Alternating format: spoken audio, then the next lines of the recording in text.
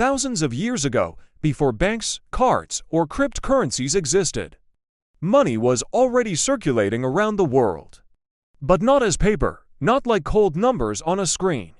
He was something invisible, powerful, a force that connected people, tribes, empires. The ancients did not call it money.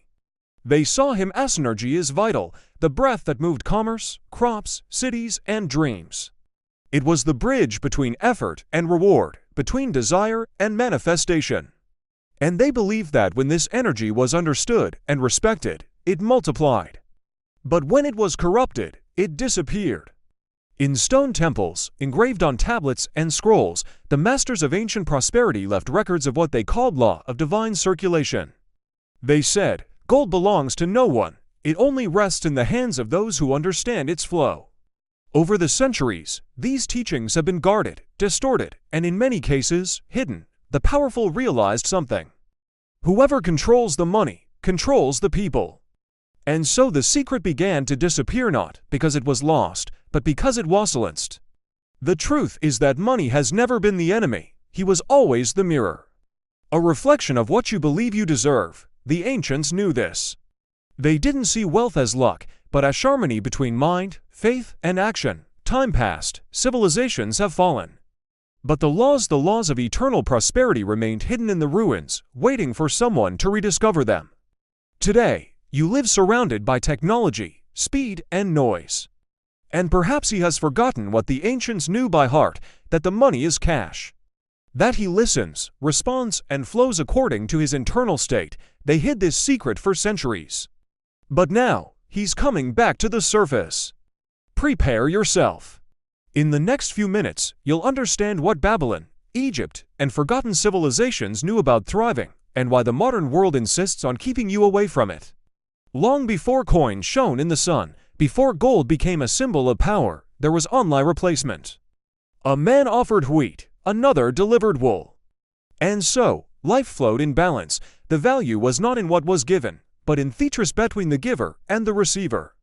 In the early markets of Mesopotamia, merchants looked each other in the eye. There were no contracts, interest, or written promises. There was only one silent certainty: I give you something of value. Because I believe the flow will return to me. It was this invisible principle that gave rise to money of faith in reciprocity. The belief that what you give to the world comes back to you in some form, multiplied. But over time, the man felt fear of losing, fear of giving too much. And to control this fear, he created symbol stones, shells, precious metals. Each of them carried a purpose, represent value.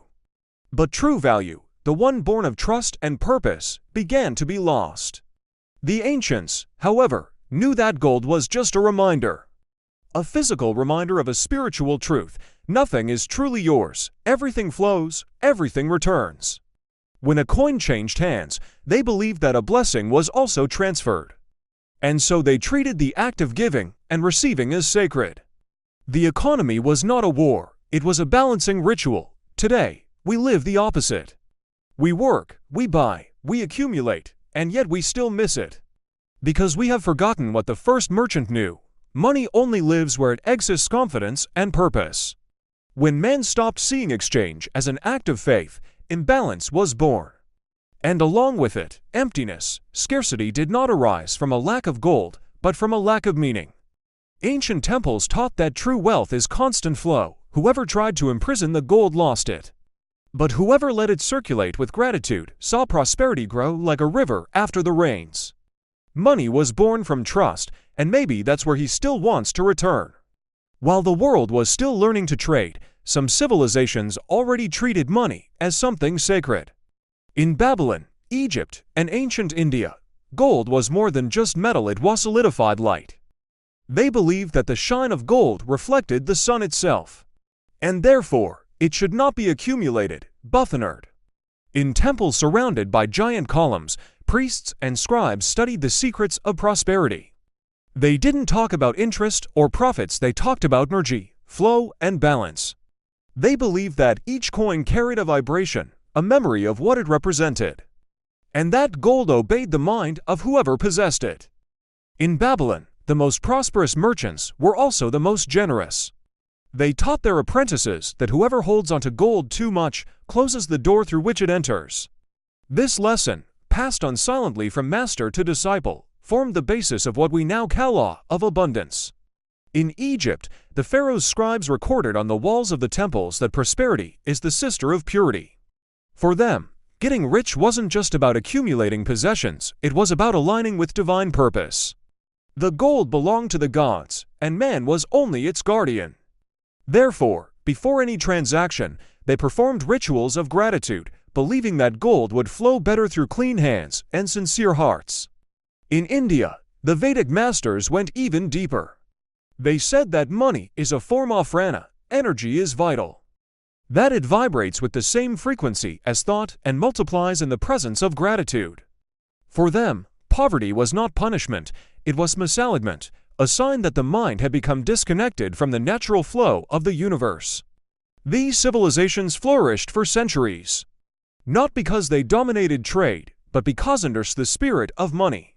They saw gold not as an end, but as a messenger, the messenger of abundance. But not everyone was ready to understand this. Over time, this knowledge began to be kept secret, transmitted only to the chosen ones. And so, the guardians of sacred wealth, men and women who knew that money was an extension of consciousness. The world has changed, empires have fallen. But the laws they discovered remain alive, waiting for those who dare to remember them. The ancients said that wealth is like a river. She is born pure, runs free, and brings life wherever she goes. But when someone tries to dam the river, it rots. This was the heart of the ancient law of prosperity, the fair exchange. A simple and powerful principle: everything received must generate movement, and everything given must spring from pure intention. In Babylon, merchants believed that every transaction was a spiritual act. They didn't just sell objects, they sold energy, they sold purpose. Therefore, each sale was accompanied by a silent blessing: may what comes out of my hands return multiplied, to me, and to whoever receives it. That's how the gold kept flowing, not because there were more metals, but because there was more faith. The secret was balance, the same balance that keeps the entire universe moving. In Egypt, this law was Kalimat, the principle of divine harmony. Everything that existed from the tides to the markets should be in balance. If someone charged too much, it would unbalance the flow, if someone gave too much too. And the punishment did not come from the gods, but from the very nature of energy. What goes out without purpose doesn't come back. In ancient India, the same principle was taught in a different way. The master said, "He who gives with a heavy heart loses. Whoever receives it with guilt blocks it." Prosperity only flourishes where there is joy in exchange, because joy is the seal of alignment. But over time, man forgot, greed took the place of faith. Gold stopped circulating as a blessing and became imprisoned as possession. And little by little, the river of prosperity began to dry up. Today, we call what was once a ritual economics. But the universe keeps responding in the same way. When you hold back out of fear, you stop the flow. When you give with love, the flow comes back double. This is the principle of fair exchange, the law that moves the invisible gold that exists in everything. And while the modern world tries to accumulate, the ancient sages keep whispering, the secret is not to have more. It's to make it flow. In ancient Babylon, before any coin changed hands, merchants did something curious. They closed their eyes for a moment and gave thanks. It wasn't superstition. It was spiritual science. They believed that every act of gratitude molded gold, that the metal responded to the energy of whoever touched it and obeyed the intention engraved in the heart. Therefore, every sale, every exchange, every payment was accompanied by a small, silent ritual. May what leaves me bring prosperity, may what returns bring blessings. The ancients knew that prosperity is sensitive to human vibration. When someone gave in anger, the gold became heavy. When he gave with love, it multiplied. They believed that money was alive, and that, like a seed, it only germinated in fertile soil. And the fertile soil was the grateful heart. In Egypt, Pharaoh's scribes taught that gold is the light that hears. They said it captures the intention of the person using it, If the intention is pure, the gold flows. If it is selfish, it disappears from your hands like sand between your fingers. In India, the Vedic masters taught the same truth in different words. Where there is gratitude, there is expansion. Where there is complaint, there is contraction. They saw gratitude as a frequency capable of opening invisible portals of abundance. Today, science calls this the positive psychological effect, but the ancients already knew what you feel while giving defines what you receive. Gratitude isn't just a nice feeling, it's a vibrational tool which changes the outcome of the exchange. In temples, gold was consecrated with words of blessing. Kings did not wear their jewelry just for vanity, but to keep alive the solar energy that the metal carried. They knew that gold has a memory and that it returns to those who honor it. The modern world has forgotten this. Today, money is exchanged with haste, fear, and guilt. But the ancient truth still whispers, gold is attracted to grateful hearts. When you give thanks, you tune your mind to the flow of eternal prosperity. And that's where the secret starts to work. For centuries, sages have taught something that the modern world has forgotten. Gold is just a mirror. It does not create power, it only reflects it. It silently shows what already exists within the person who touches it. In ancient Babylon, temple masters taught young apprentices that poverty and wealth are states of consciousness, not of circumstance. They said, no hand holds gold long if the mind is trapped in scarcity. And, interestingly, they didn't say this as a metaphor, it was the law. An invisible, but immutable law they called the golden mirror.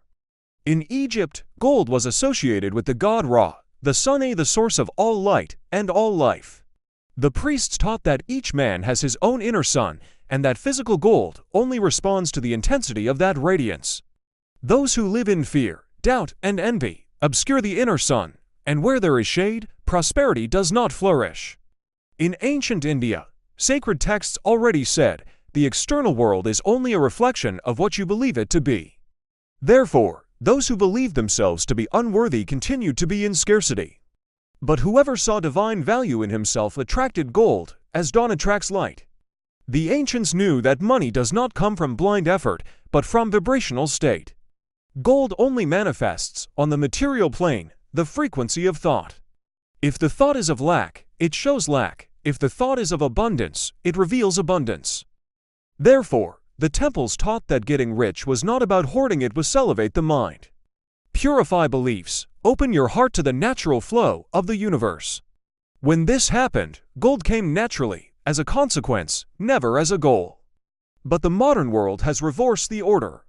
We looked for the gold first and forgot to turn on the light inside.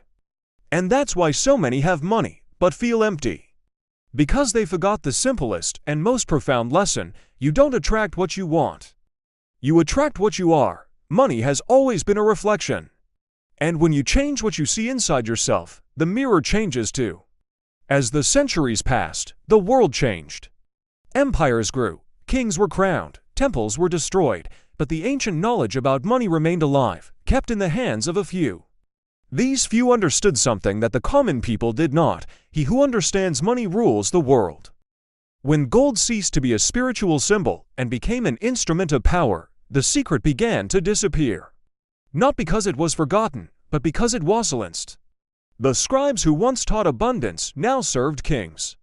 The priests who preached balance began to bless accumulation. Gold, which was once energy in motion, has become a control. And the powerful discovered a dangerous truth: if the people believed that money was scarce, it would be easier to govern. In Babylon, temples that once taught about flow and gratitude were converted into vaults. In Egypt, the pharaoh's gold was locked away under the pyramids, away from the people. In medieval Europe, manuscripts that spoke of the energy of exchange were burned, labeled heresy. And so the secret was hidden beneath layers of fear, guilt, and sin. We started hearing phrases like money is dirty, the rich do not enter the kingdom of heaven, those who have, oppress. Words created not to liberate, but to contain. Man has turned away from the wisdom of the flow, and has been taught to feel guilty for wanting to prosper. Meanwhile, the elites discreetly preserved the ancient principles. They knew that money is energy. That the more fear the people feel, the more power is concentrated in the hands of a few. And the scarcer the mind, the easier it is to manipulate collective reality. But nothing stays hidden forever. Time is the greatest revealer. And the ancient laws, dormant in the tablets, scrolls, and symbols, began to awaken again. Today, the veil begins to fall. Those who seek to understand money not as paper, but as frequency, are reactivating lost knowledge. The same that was buried under temples, under dogmas, and under fear. And that's why you're hearing this now. Because the secret is not being revealed, he is returning. Even with fallen empires and forgotten temples, an ancient truth about prosperity has never been lost. She remained alive, silent, waiting for someone to remember her.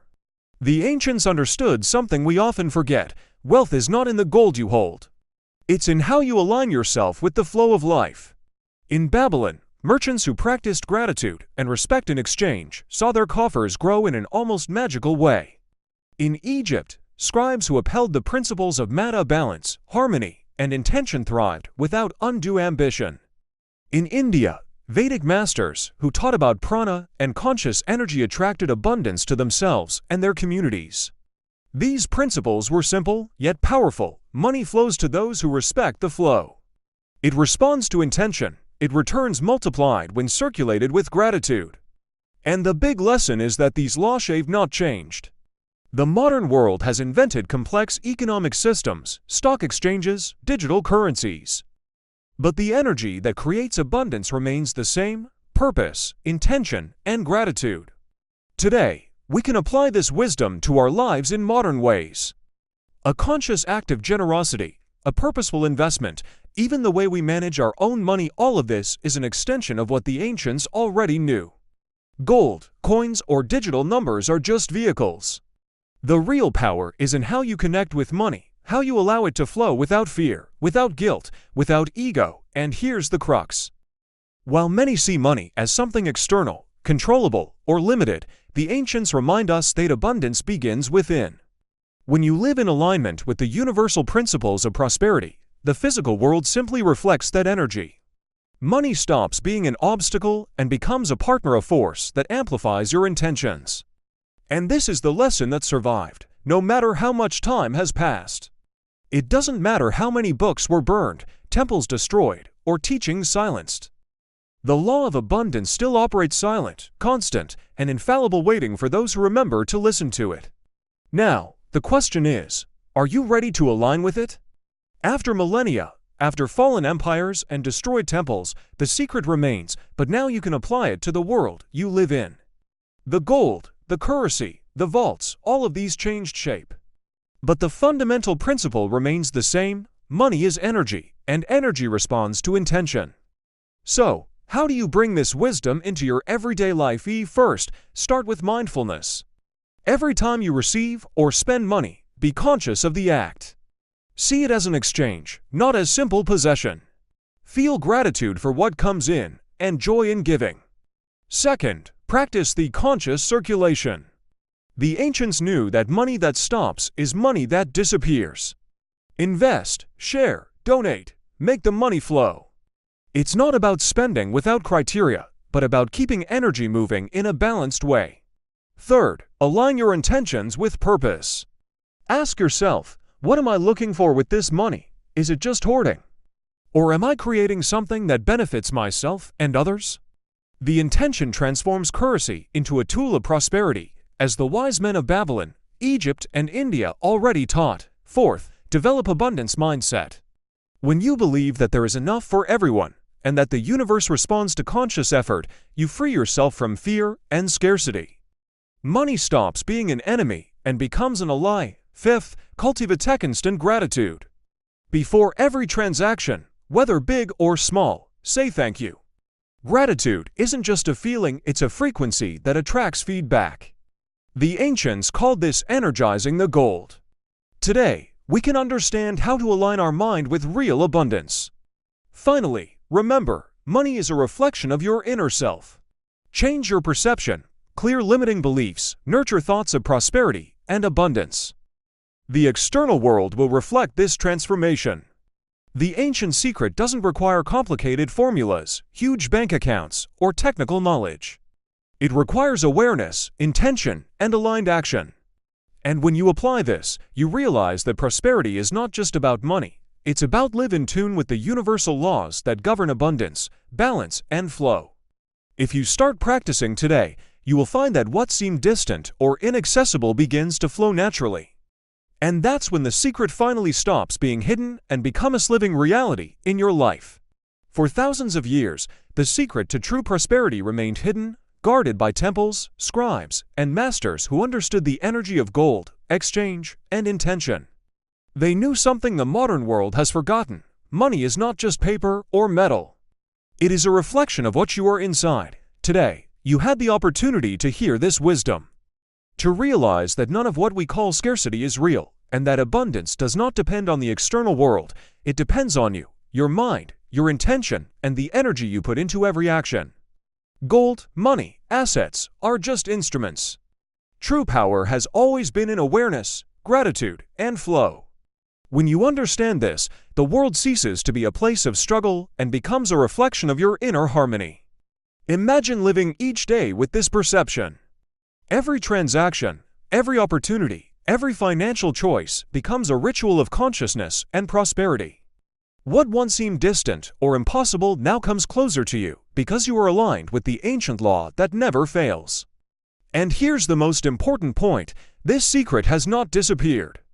He just waited. He waited for someone to be ready to remember, understand, and apply. And now, that someone is you. The ancients called this awakening. Awakening to the true nature of wealth. Awaken to the flow that never stops, to the energy that never runs out, to the law that always returns multiplied. You don't need to look for complicated formulas, nor wait for external opportunities. What you need to do is change your inner perception, cultivate gratitude, and allow the energy of abundance to flow naturally. And if you truly want to master this knowledge and rediscover all the forgotten laws of prosperity, there is a place where these truths continue to be revealed. A channel dedicated to bringing you what the world has tried to hide: Thelos Prosperity. If you felt something inside you awaken when you heard this secret, sign up now. Turn on notifications, like this video, and share it with someone who also needs to remember that abundance is not a privilege, but a natural right of all who understand the flow of life. The ancient secret is back, and it starts with you.